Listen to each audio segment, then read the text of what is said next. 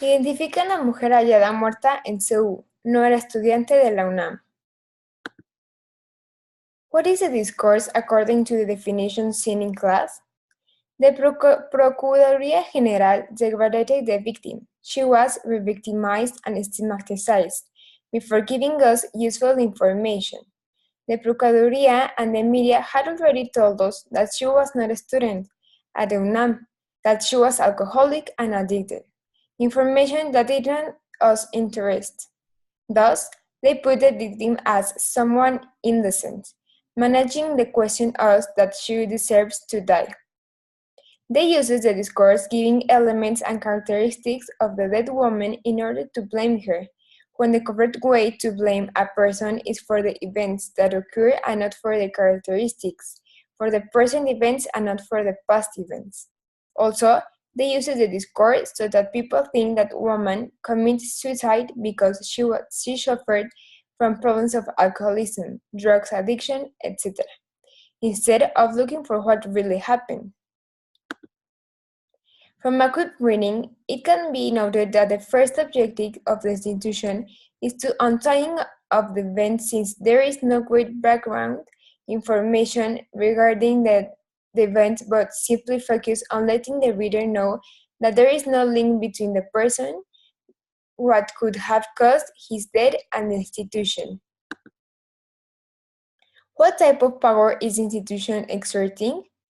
Pastoral. They try to change the head of the people when describing the characteristics of the woman and try to say that by having that type of lifestyles, ideas, etc., addictions, you are going through the wrong way.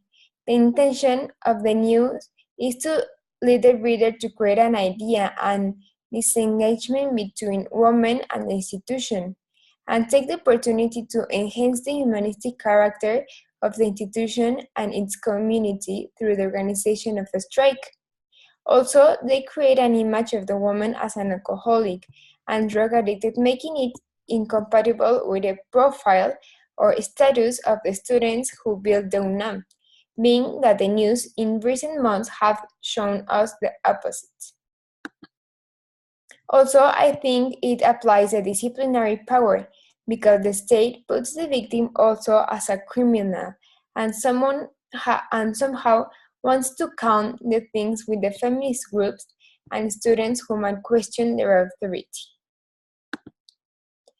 Describe the dynamic between power structures.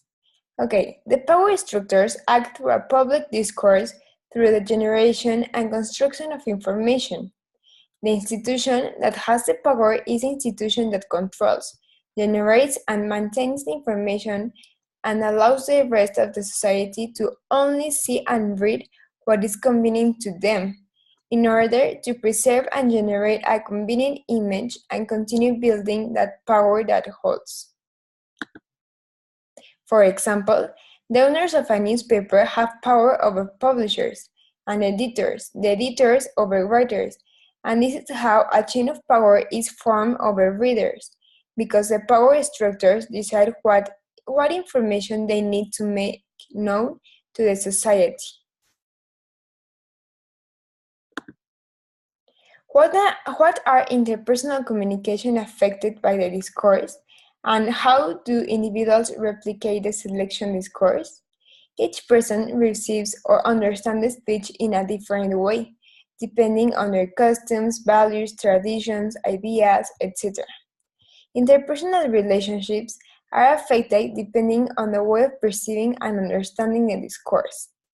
This news, in addition to others that have been disseminated and are related to what happened within the faculties of the UNAM, have begun to generate in society a feeling of distrust and speculation regarding the integrity that surrounds the institution. How are interpersonal communication affected by the discourse?